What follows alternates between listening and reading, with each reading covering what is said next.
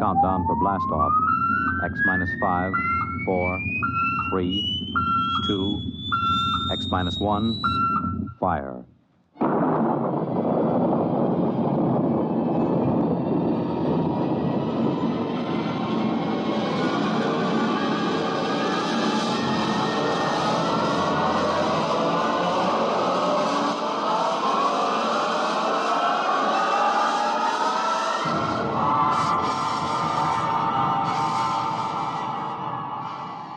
From the far horizons of the unknown come tales of new dimensions in time and space.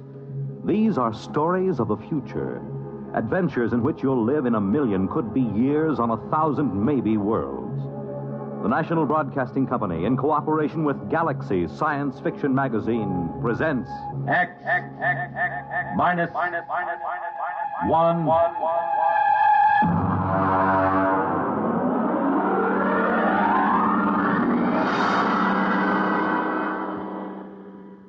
Tonight, The Lights on Precipice Peak by Stephen Tall.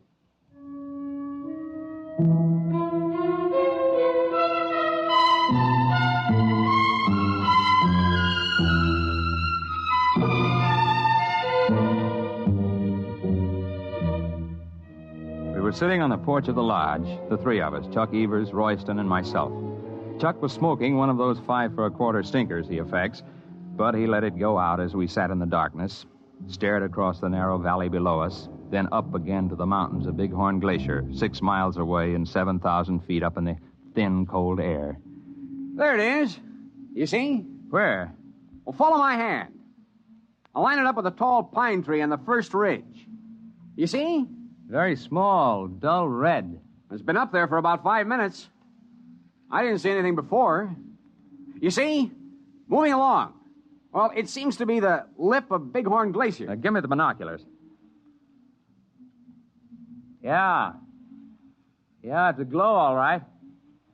Small but definite glow. You want to see it, Royston? Thank you.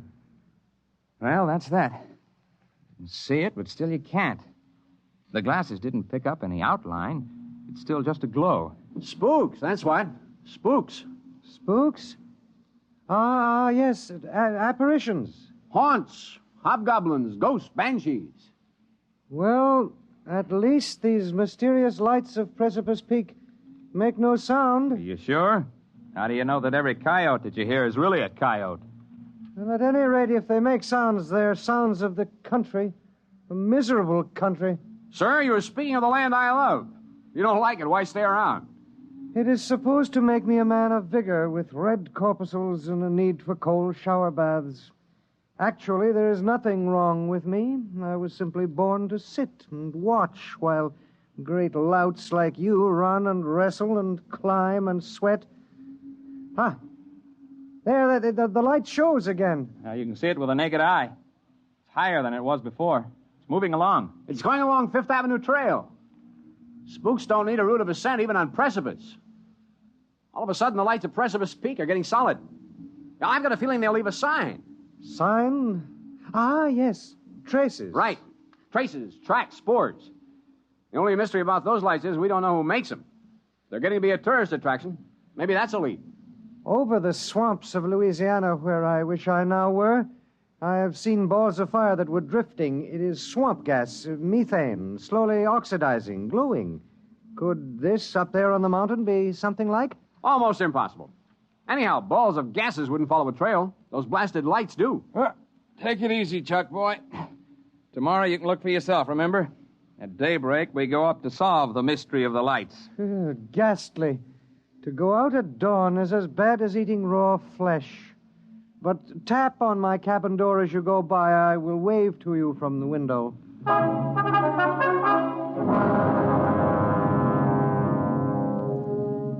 We were down the slope from the lodge and across the valley before the sun rose. Chuck and I swung along the trail. It felt good having your nailed mountain boots hitting the ground in regular rhythm. Ahead of me, Chuck set the pace, an easy, loose-jointed shamble that ate up the mountain miles. We were a good team for climbing. I took a deep breath when we crossed the ridge. But at the switchback, Chuck broke his stride and leaned his long frame against a boulder.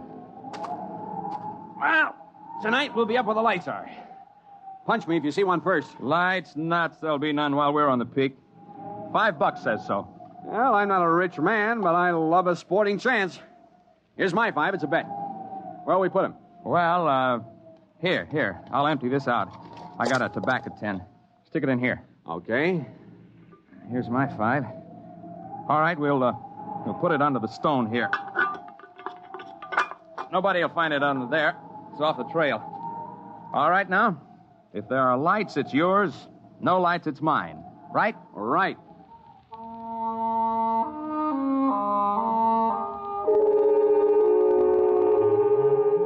Going into the world above the trees is one of the good things of a peak climb.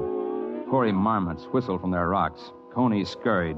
The gray-barred ptarmigan crouched almost invisibly among the gaudy alpine fields of mountain sunflowers and tiny forget-me-nots. At dusk, we laid out our bedrolls on a level bit of tundra in the lee of a massive outcrop near Bighorn Glacier. We cooked a kettle of stew and heated the water for tea. Then Chuck walked away a few paces from the fire to empty the kettle. Ow! What's the matter? Stone turned onto me. My ankle. Give me a hand. I got you. Oh, set me down again. Okay. Now let's take off that boot and the sock. Oh.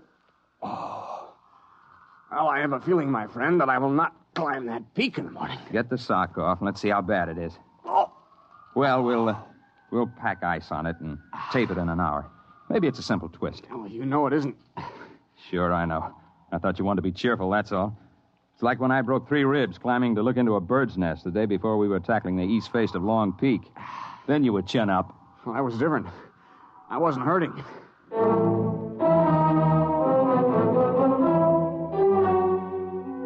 When the stars were out and the quarter moon rose from the plains, I got up from my bedroll seat by the fire.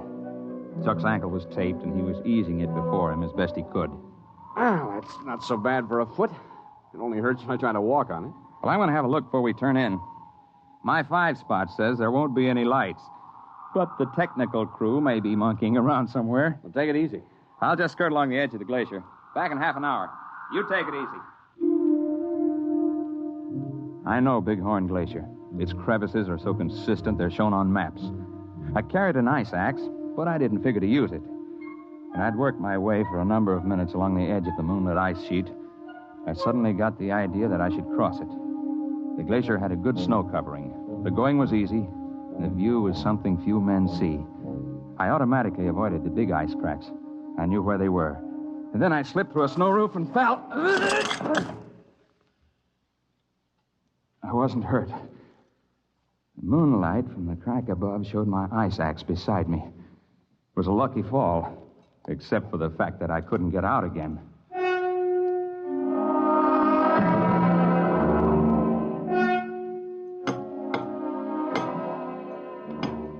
Time after time, I tried to dig hand and foot holes into the splintering ice wall. But I was freezing my fingers, making no headway. Cold was beginning to bite into me. So I settled myself on my heels quietly and tried to decide what to do.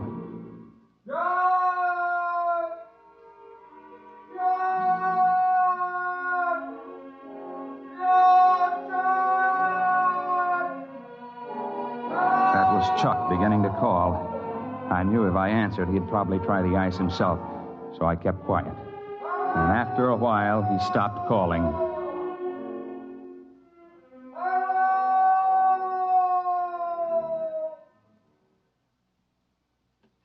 And then, suddenly a dark silhouette showed in the narrow crack of sky above. Are you injured? Well, I'm okay.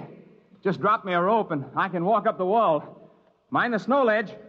I didn't, and look at me. A joke? Here's the rope. Hey, what kind of a rope is this? I never saw anything like it. It's warm. Have you got it now? Yep, here I come. Hang on. Okay, over the ledge. Well, hey, did you hold that rope in one hand while I was climbing up? Yes. Well, thanks. Lucky for me, somebody has sense enough to walk around ice cracks. Shake. Shake? Oh, shake hands. You must not mind the glove. It is for your protection.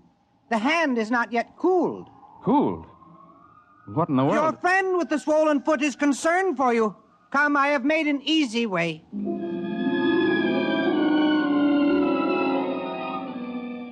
I've climbed mountains up and down the Rockies, but I confess, following this fellow, I felt like a tenderfoot. The man's odd voice and stilted phrases tantalized me, yet I knew they were not entirely strange. There was the question of his hot hand. I dropped back a couple of paces. The man was setting his booted feet into a line of holes that had not been on the glacier earlier. I could swear to that. And as we approached the edge of the glacier, I could see him clearly, for he was surrounded by a dim red glow which grew brighter with each step. In a few moments, it was as if he were outlined in flame, and I could feel a warmth radiating from him. I wondered why the snow didn't melt under his tread. It's the boots! They insulate! Oh, I see. Thank you. Hey, you not only light up, but you pick brains. Both good tricks. A joke? I guess so. Only here on Earth are there jokes. We can never be sure about them. We, huh? I thought a gag like this would take cooperation. How many of you boys are in on it? We are 4. We had left the ice. We were threading along the little ledge that gave onto the boulder field. I noticed that the ruddy glow had faded completely, that the man up ahead was now simply a dark silhouette. We reached the tundra and spotted Chuck's tiny fire. He sat next to it, the tape-footed ankle eased on a pack sack before him. Well, hello. You took your time. I fell in a crevasse. And I owe you $5. Oh? Oh! You should put the more important statement first. But we can take that up later. I see we have company. Oh, yeah. This is Chuck Evers. I'm afraid I didn't catch your name. I am called Zell. Zell? Yes. Well, it's different anyway.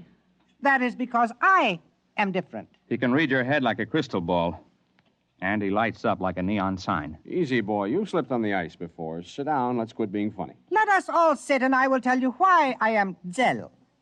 I will do it because I know when you repeat my words that you will not be believed. Now, listen. You listen. You came up to climb the peak, but also you came to see what caused the lights. If you had not had misfortune, you would have climbed the peak, but there would have been no lights. We would not have come. Hey, there's a light back up there where we were. You see? That red light on the glacier? Well, yeah. Yeah, moving across. That is Zor. We grew in the same membrane. He is erasing our trail across the ice. Yeah, very smart. We can tell tales down there, but there won't be any proof, huh? That is correct. Chuck Evers, you are wondering about the statement that we grew in the same membrane? Well, yeah. Yeah, I was thinking that... I should have said that we are twins. Holy... You're right, John. It is telepathy. You weren't out of your head. The truth is simple. We have told it before, but no one ever believes. And it has not seemed wise to support our facts. We, Zor and I, with our companions Zim and Zet, are explorers. But we do not explore mountains. Here we rest and allow ourselves to behave normally. We explore in towns and cities where people gather. It is strenuous. We cannot tolerate it for long. Then we must go into seclusion and renew ourselves. Yeah, I know what you mean. 10 days in Denver, and I feel like I've been staked with a short rope. I gotta get away. Your problems are simply a matter of preference. Ours are physiological. We cannot long maintain metabolic balance in the company of people.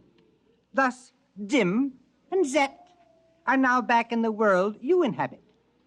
When they must rest, then our turn comes. I will show you. This is a rock. You may call it granite. To me, it is food. Soap. Eat it in good health. Thank you. Among people, this would be conspicuous. You are not adapted to get oxygen from rock. We are. Well, I'll admit that's a tougher cereal than I'd want to try. But the point of the joke still escapes me. There is the matter of my body glow.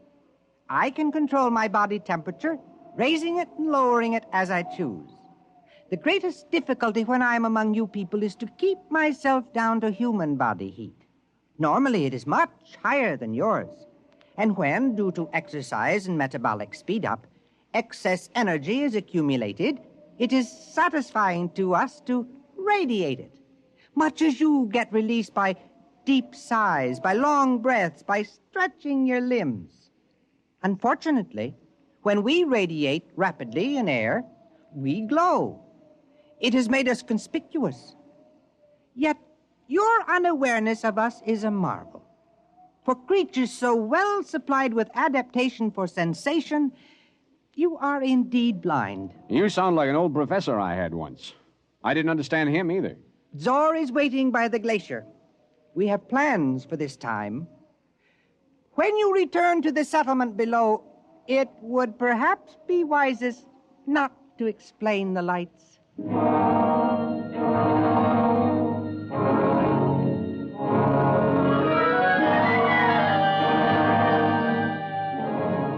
We both sat silently beside the dying fire. When we looked up toward the upper reaches of the glacier, two gleaming spots, dull cherry red, moved steadily across the ice. They were visible for brief minutes and slowly faded. To descend Precipice Peak, even if only from Bighorn Glacier, is no fit task for a cripple. Still, we knew it had to be done. So in the early morning, we set about it. Where the going allowed it, I simply backpacked Chuck.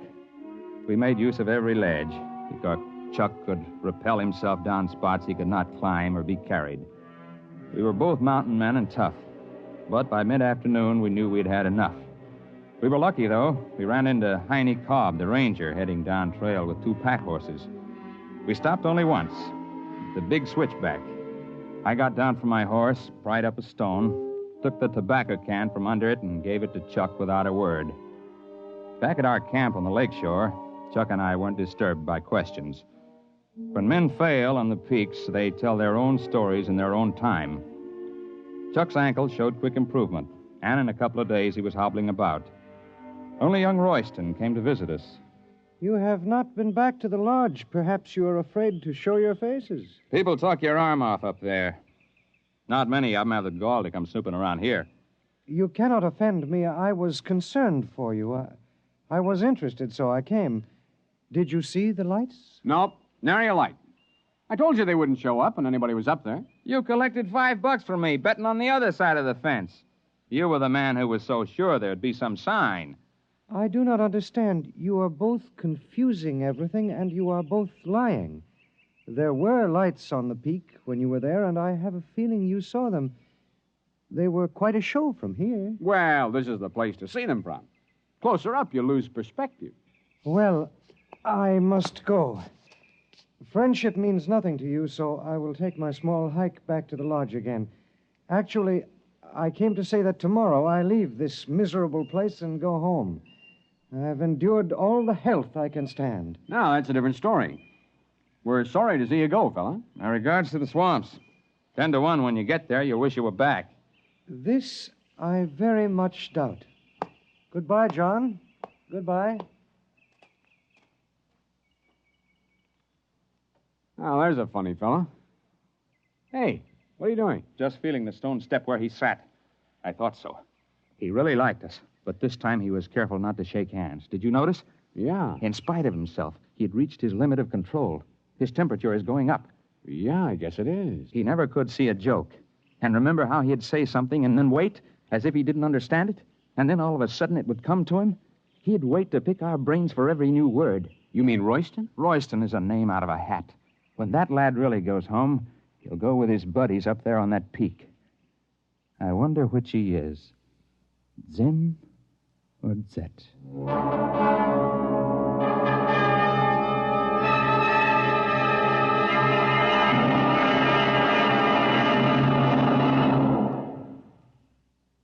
have just heard X-1, presented by the National Broadcasting Company in cooperation with Galaxy Science Fiction Magazine, which this month features Man in the Jar, the story of Vane, who did not bottle live people indiscriminately. He had to have a sound business reason. Galaxy Magazine on your newsstand today. Tonight, X-1 has brought you The Lights on Precipice Peak, a story from the pages of Galaxy written by Stephen Tall and adapted for radio by Ernest Kenoy. Featured in the cast were Jim Bowles as John Drinkhart, Joseph Helgeson as his fellow climber Chuck Evers, Ted Osborne as Zell, and Kurt Benson as the man who called himself Royston. Your announcer, Fred Collins. X-1 was directed by Kenneth McGregor and is an NBC Radio Network production.